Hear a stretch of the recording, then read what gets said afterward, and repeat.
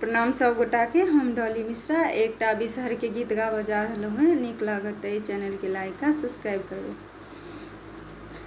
मालिन बेटिया बर रंग रसिया लोढ़ई सब रंग फूल है।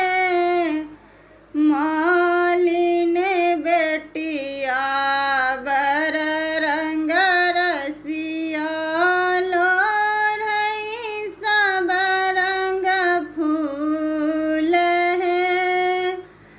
नाग बाबा एथिन पूजा करबन सब फूल देबन चढ़ाए है। कानून बेटिया बर रंग रसिया भूजय सब रंग धान है। नाग बाबा एथिन पूजा करबन सब लाबा देबन चढ़ाए है।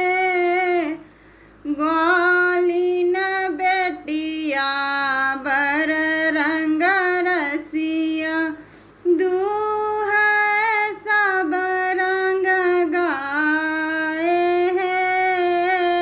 ग्वालिन बेटिया बर रंग